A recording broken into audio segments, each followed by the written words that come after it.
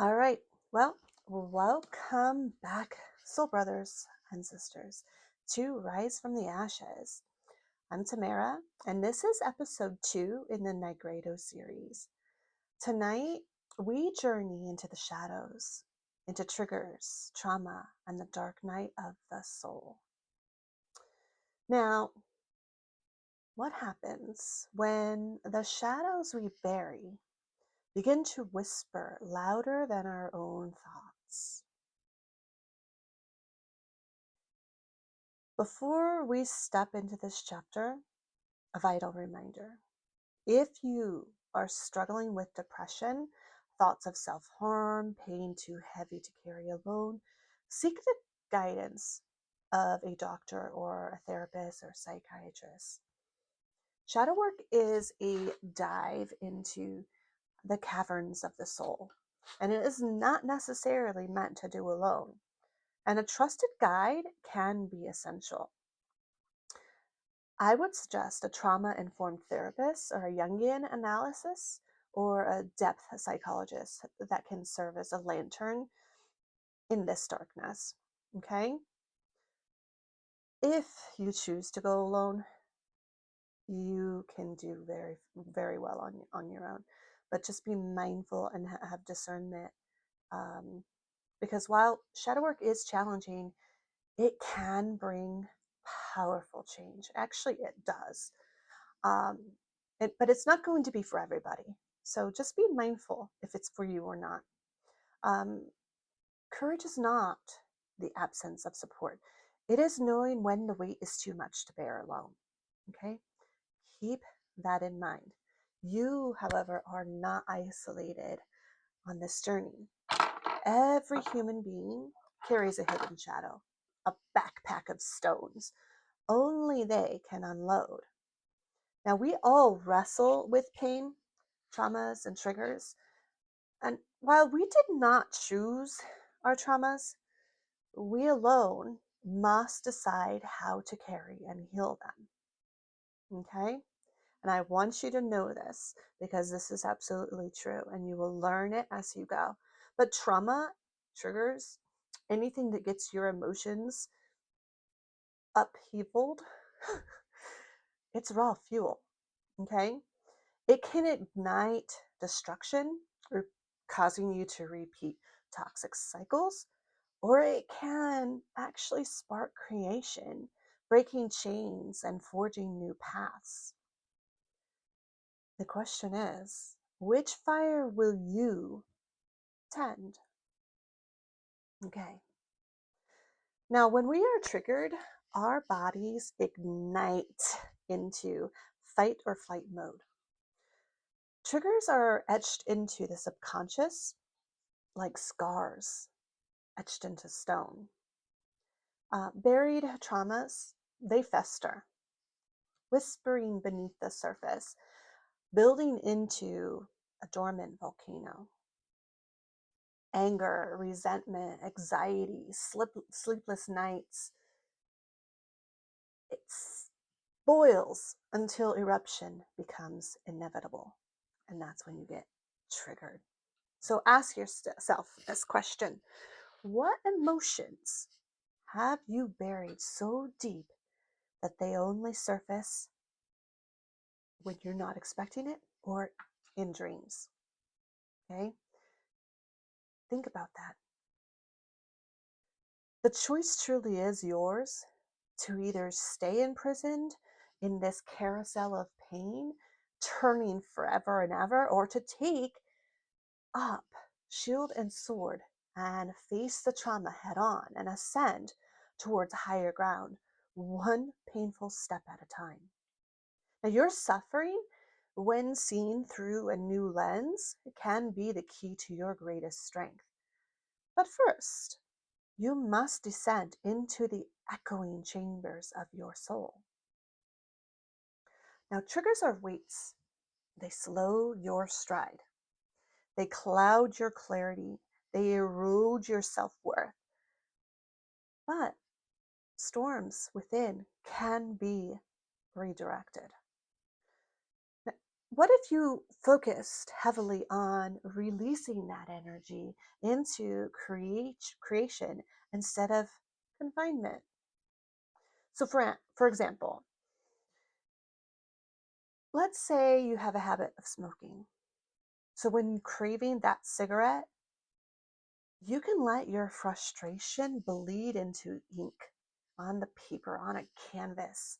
You can sketch those jagged lines that mirror your inner turbulence. The art that emerges could surprise you.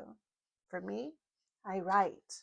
Okay, that's my creative outlet. Or maybe I do crafts. It really just depends on my mood.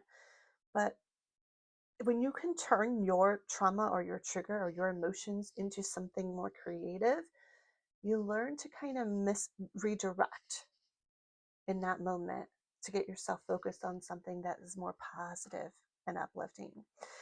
The goal is not to adopt another habit, but to become immersed in yourself, finding the activities that bring you joy and help you thrive. Okay? You can do lots of different rituals for release as well. To change the atmosphere you live in, practice rituals that dissolve the negativity. Now, this is a suggestion that I have, and I actually use this often, and it's very effective. Okay. One powerful technique that you can use to kind of send that energy back so that it's no longer carried within you is called a return to sender. It's like creating a shield in your aura that deflects the energy that is not meant for you. You're not meant to carry all the energy that is left behind. You're only meant to carry what's yours. Okay? So, using your imagination, getting yourself into this shield type of deflecting environment. You can light a candle and you can use your imagination and imagine who harmed you, who wronged you, whatever it is, whatever triggered you, and just say, send it back. Send it back. It's not yours to carry. It's not yours to carry. And then so that it releases all that energy. And it's even more effective if you're actually experience a lot of raw emotions that linger with it, and you just imagine it going back, and you protect yourself from it coming back to you. Okay, I actually suggest as well using the moon as your ally. So in my book that will be released in January, I offer you a moon cycle for that correlates with your shadow work. So based on what phase of the moon is, that's you can use this moon cycle to kind of get your healing, purging in line with it. It's beautiful. Okay. So in my book, I created this shadow work and soul alchemy moon cycle map to aid you each month on your shadow work journey. If you need any more information on that prior to the book coming out, please feel free to reach out to me, and I can send you a document with all the steps on how to do it, return to sender. So, for instance, during the full moon, you can practice self love. 3 days later, as the moon wanes, it's designed to release everything that you're wanting to take away. Okay? Release all that negativity into the crescent's fading light. Let your burdens fade as the moon fades. Okay? All right. And then when the moon is growing, you want to focus on what you want to bring in to replace that negative energy that you made space for. Okay? Now, there are some signs of stored trauma. And if you watched my video on the chakras, I went into that in detail as well. And in my book, I do make a list of all different trauma. Symptoms. So when you're experiencing certain symptoms, you can say, I wonder if there's something that I need to focus on right now. So signs of stored trauma, they wear many masks: fear, anxiety, avoidance, toxic patterns, chronic pain, fatigue, You can even notice that if the pain is located in a certain area, let's say your neck, it's probably your throat chakra that is imbalanced, okay? The body is a sacred map. Each ache you have points towards a hidden truth. Follow the clues, and you might be surprised what you find, okay? Also, remember, know when to seek professional support. It is not weakness when you seek support, it is wisdom, all right? Now, I want you to remember that the shadow may follow you. Its darkness will always be reaching, but it does not have to define who you are, okay? You can be in control with your awareness, and you can shape the reality you want. You can purge yourself, okay? Each step into the depths of your shadow is a step towards reclaiming your light. Embrace the pain. Once you get really acclimated with shadow work and alchemy, you will learn that when your triggers come up, like, oh, all right, we got this, okay? Embrace the pain, not as a victim, but as a warrior fighting for your soul. Send back what does not serve you, send back what is not yours. And remember, forgive yourself for carrying the burdens that have been too heavy to bear. You are not alone. You'll always have your soul with you, a comforting presence. It surrounds you, and the path is lit for your liberation. Okay? You're going to be working in tandem with your inner being. The shadow itself is patient, but so is your light. And the light always rates to rise. The light within you is actually stronger than your shadow. Keep that in mind as we move forward through this Nigredo stage of shadow work and soul alchemy, the dark night of the soul, digging into the cavern of your shadow and finding that gold within. It's there. I promise you, it's there. Okay? Choose yourself.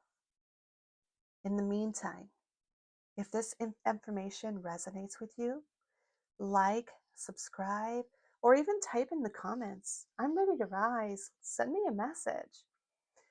In our next episode in the Nigredo series, we will discuss unleashing and integrating the shadow. That's the important thing.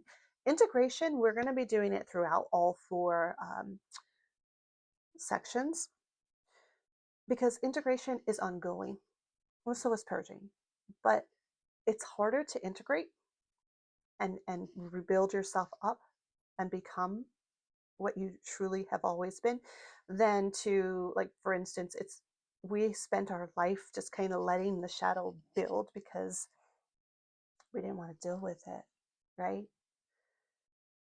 It's going to be fun.